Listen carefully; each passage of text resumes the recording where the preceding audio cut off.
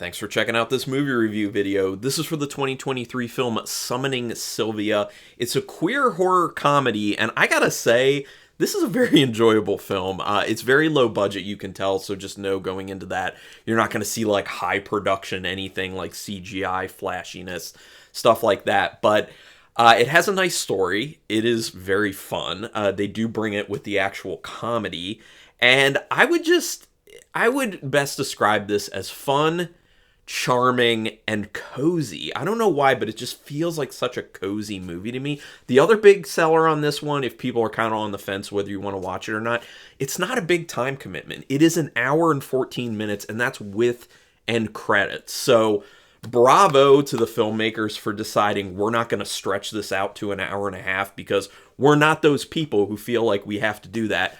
Take as long as the story needs, and that's exactly what this film did. This is one that I really wish people would go out and check out. I watched it on Vudu, which, if people don't know, it's owned by Fandango. You can just pay to rent or buy digitally movies, and I rented. So for just the standard definition, this one was like $4. If you want to get HD, it's just $1 extra, so it's like $5, and then there's a little bit of tax, which doesn't even add up to an extra $1. So very cheap, very well worth supporting independent filmmakers. So let me talk a little bit more about Summoning Sylvia. Written and directed by Wesley Taylor, who also did It Could Be Worse and Indoor Boys, as well as Alex Wyse, who also worked on Indoor Boys. This film was done in 19 days in New Jersey during a heat wave, apparently. Now, I don't envy the cast and crew for that reason. I'm very susceptible to heat, so I get very uncomfortable and cranky very easily when it's hot. So that must have been hard to deal with. Just got to say that. But they remained composed. They did a nice job. They pulled it off. Quick synopsis. I don't want to give too much away. Like I said, it's a queer horror comedy. Although I will say the horror isn't super strong.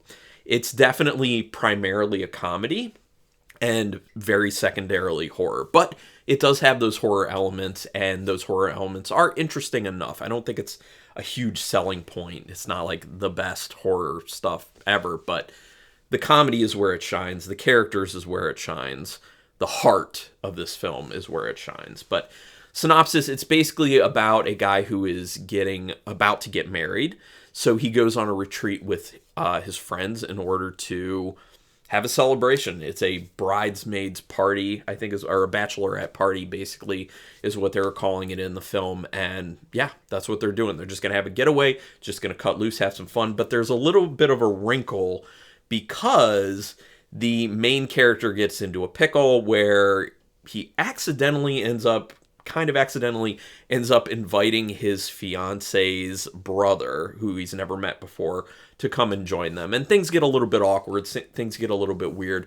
But then there's also a horror element to it, because the house they're staying in has a past, a dark past.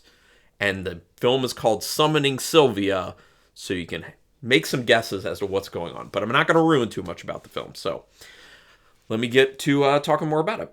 The beginning of the film lets you know there will be comedic overacting. So if there are people who don't like overacting, it seems like it was very much an intentional choice. In the right type of comedic film, if the comedy's written properly for it, I think comedic overacting can play extremely well.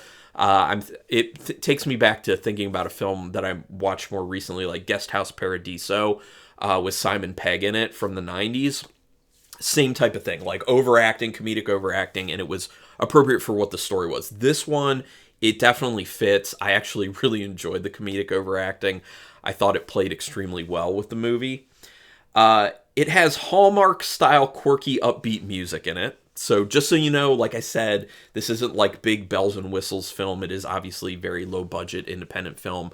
So the music is a little bit more simplistic. It's nothing grandiose. In the beginning in particular, I was like, man, this sounds very like quirky, Hallmarky type music. But it works with the film. They did what they had to do, and it works. There's legitimately good humor in this film. Now, this is not something to understate, because of the fact that I've talked about this before in other reviews. It is hard to get good comedy into horror comedies. First of all, there aren't a lot of horror comedies that come out, so they're relatively rare. And second of all, the mixture of horror versus comedy is a dance that's very hard to do. I would say in this instance that they went probably, in my opinion, too hard on the comedy over top of the horror, but the comedy is actually good, and I do like the characters, especially when they're doing comedic or saying comedic things.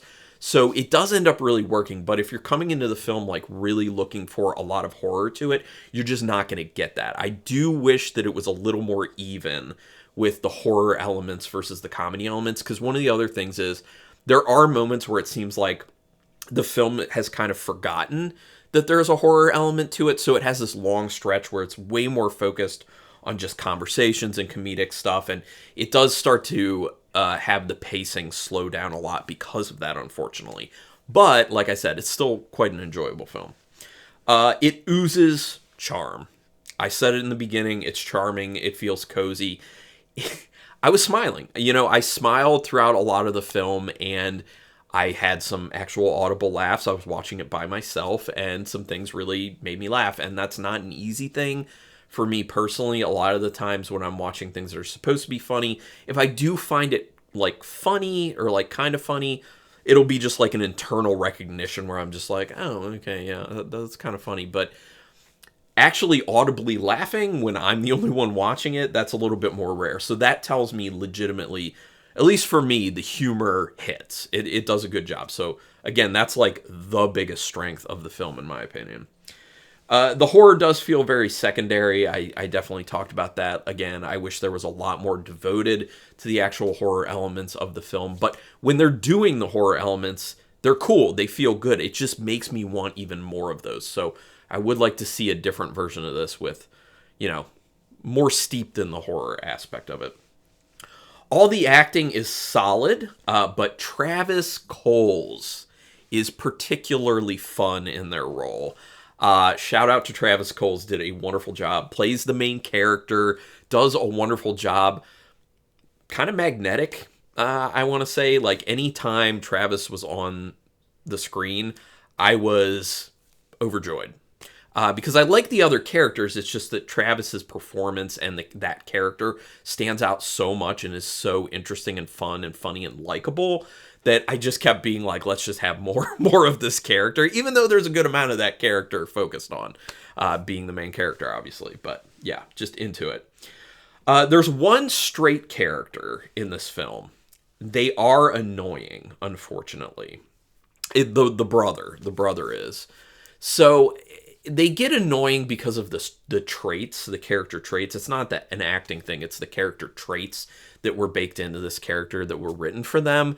I think maybe that was a bit intentional, but it does start to grate on you. At least it did for me. So that became something that I got a little bit sick of, or decently sick of, as the film kept going on.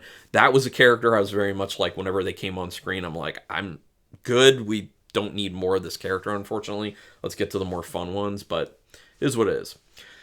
Things do move pretty slow in this as far as the actual story goes. Even though the story moves slowly, it still feels like lively, and it's still moving to a degree because like the conversations are lively. You always have that comedy aspect to it.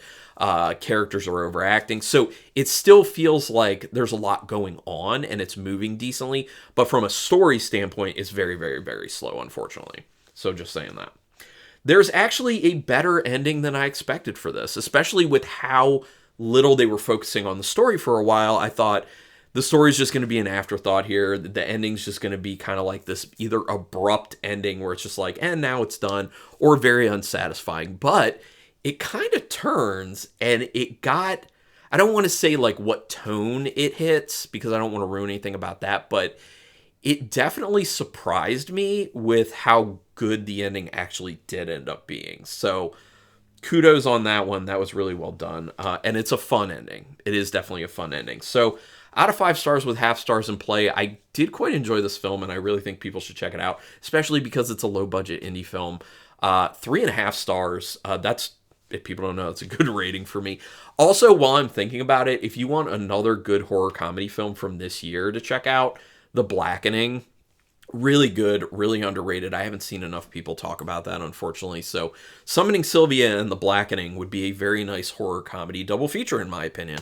So, oh, and I have a no spoiler review for The Blackening on my channel at this point, so you can check that out. But this is where I'd love to hear from other people on their thoughts of this film. Go ahead and put it in the comments. Love it, hate it, in between. Just give me a sentence or two letting me know why. I never like it when people just say, I like it, I don't like it, because all I can do is kind of thumbs up that I'm looking for some engagement, basically. But do me a quick favor, hit subscribe to my channel if you haven't already. I would greatly appreciate that.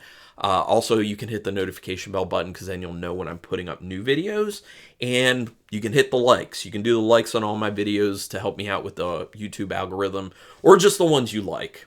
Hopefully this one, maybe. But anyway, thanks everyone for checking this out. I appreciate your time. And until next time, keep it brutal.